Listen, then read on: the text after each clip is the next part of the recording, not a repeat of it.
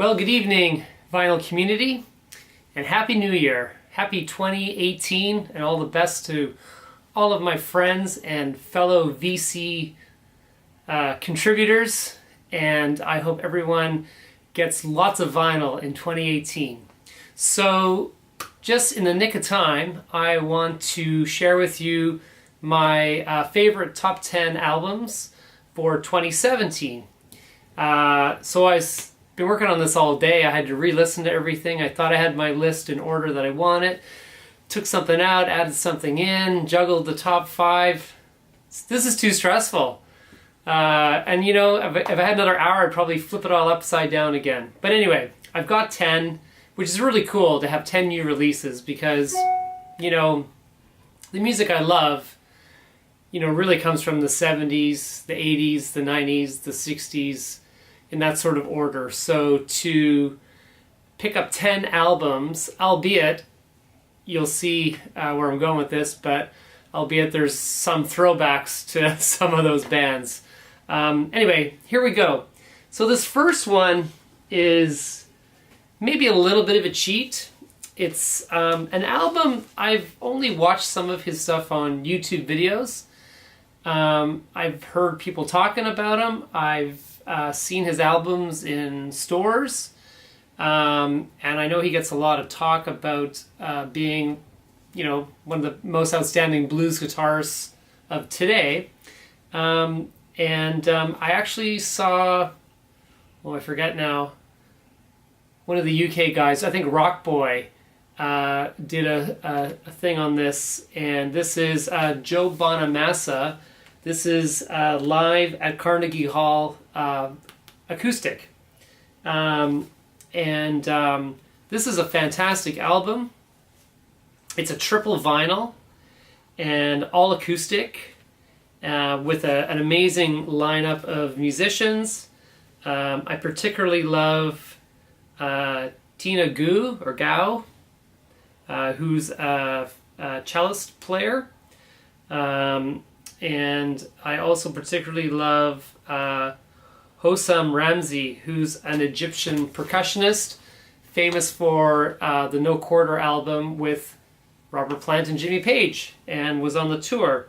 And yeah, this is a really good album. I think it's all original music, bar one song. I think Hummingbird is... oh no, not Dr. John. Oh, long white hair. No, I'll come to me in a minute. Anyway, so number 10, John Bonamassa,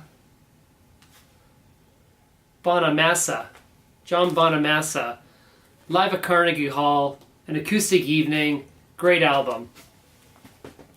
Coming in at number 9 is a band who haven't made an album in 7 years. And they're an English band, and they're actually better known in the US, which is kind of ironic. I don't think that happens too often. Anyway, this is the Clientele, and this is music for the Age of Miracles. And this album is fantastic. It's very mellow. It's very melodic, nice background. There's just great music and lyrics, and just a really, I'm going to say, a pretty album. I really like it. I think that it's relaxing. It's a great album just to put on in the background. But yet, if you get the, you know, the insert out with the lyrics, and there's some great music and lyrics on there as well. And I didn't really know these guys, and I just read about it. I didn't even know that they had previous albums, so now I'm going to have to go backwards and have a look. But yeah, I guess in Canada you'd say the Clientele, but in England you'd say the Clientele, so we'll go with that. That's at number 9. At number 8 is a new album by a very famous blues singer, who collaborated with Jeff Tweedy, and the album is Mavis Staples If All I Was Black. This is, I'm going to say, heroic album. This is definitely an album that's been written for what's happening today in America. And all the songs are written by Jeff Tweedy, and a couple are co-written by Mavis Staples. You've got that beautiful soul voice, and songs like If All I Was Black, Ain't No Doubt About It, Peaceful Dream, No Time for Crying, We Go High, which of course was a Hillary Clinton tagline from the campaign. And but this is a wonderful album, and it's great to see a collaboration. I dig the collaborations between someone from today and a classic artist from the past. Anyway, check this out. Mavis Staples, If All I Was Black. Fantastic album. So then we have 10, 9, 8. At number 7, we have a band from Australia. This is King Gizzard and the Lizard Wizard with the Mile High Club. So it's a bit of a collaboration album. This is jazzy, funky, just, it's like ambient music. It's like ambient music on speed. It's layered, it's melodic, it's frustrating sometimes. And it's completely different from anything else that they've done. I've got one other Gizzard album, and this is nothing like it in one sense, but then you can see the, where they come together. Yeah, this is fun. It's completely different. Yeah, coming in at number 7, King Gizzard and the Lizard Wizard. So yeah, check that out. Sketches of Brunswick East is the name of the album. So you guys know I say this every video. I gotta have a little Canadian content, and I was so disappointed in this album when it first came out, because I think this band is probably one of the top 5 bands in the world. Their first 3 albums were nothing less than spectacular, and the 4th album was okay, and then this one wasn't as good. But here's the thing. I saw them live, and then they played quite a bit of this album live, and I warmed up to it quite a lot. And then, of course, you see a band live, you come home, you start playing the record, you get right into it. Anyway, the band is Arcade Fire, and this is Everything Now. And this definitely has, they've kind of gone like Coldplay. I think that's a great example. Coldplay's first 3 albums were nothing short but spectacular. I think 3 of the best albums that came out at their time. I can't even listen to Coldplay today. And I'm just hoping that Arcade Fire gets back on track after this album. There are good songs on this album that are catchy. There's some, they've got important things to say in some of this album. Like the refugees from Haiti. It's an important subject, and but yeah, Everything Now, Arcade Fire. Any other year that Arcade Fire had an album out, they would be number 1 in the top 10. But they still made my top 10, partially because they're so damn good live. You gotta check them out. 5, 4, 3, 2. Yeah, number 5. Also, the first album in many years. Forget now off the top of my head. And also someone I saw on tour this year. But this album was the real deal. This album is probably the best solo work he's ever done. And maybe the best work, going back to maybe The Wall.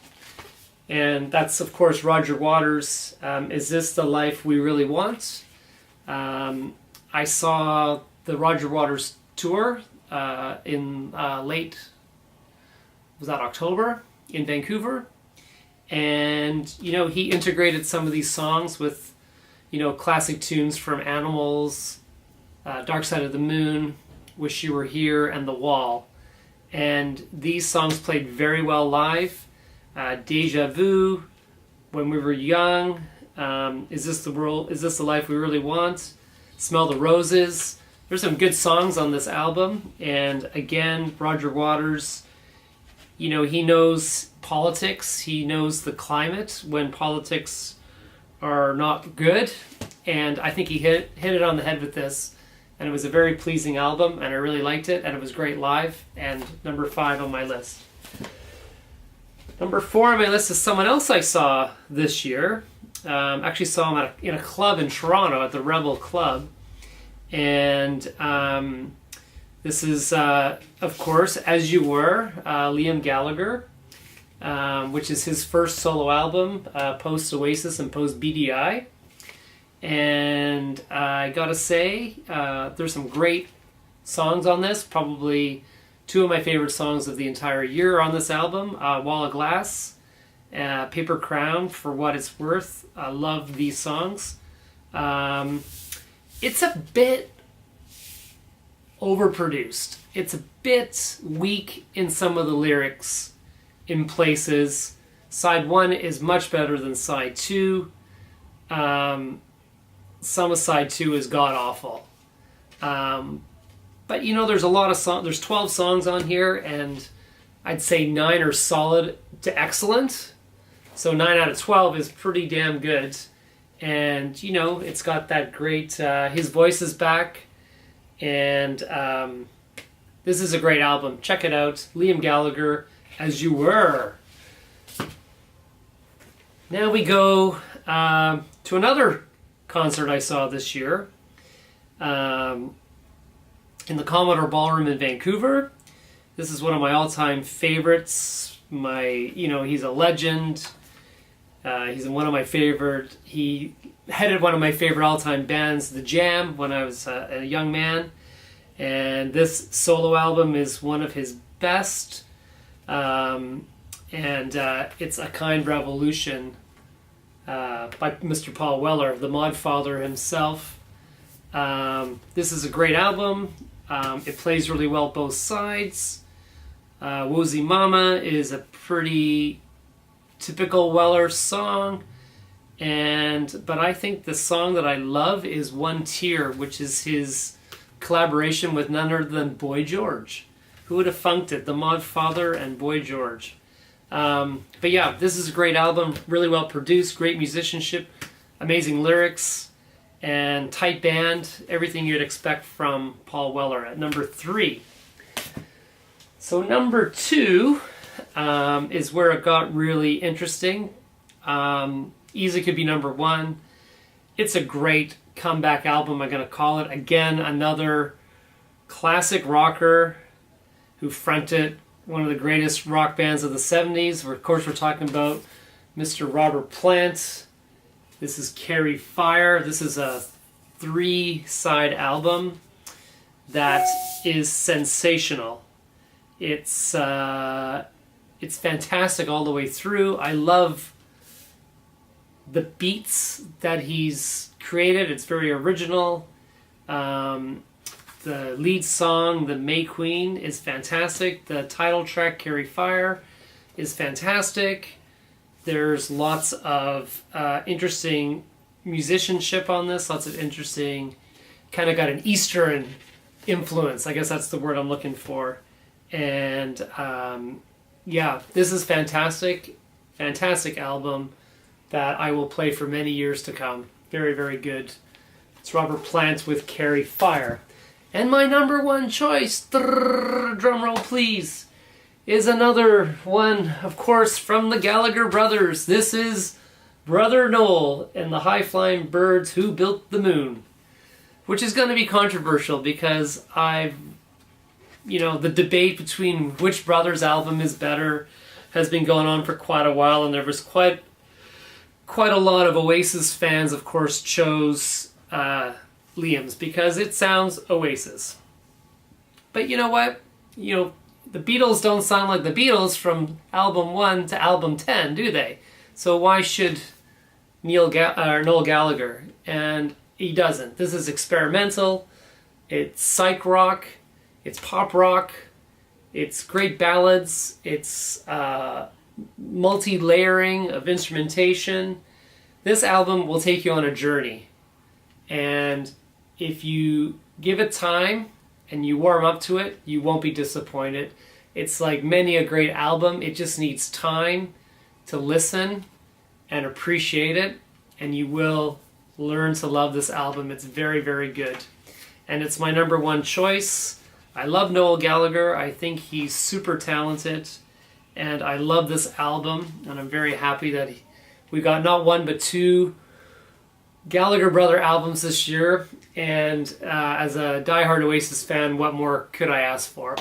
So that's my top 10. It's filled with, you know, stars of the 90s, stars of the 70s, and maybe that's why I liked many of them.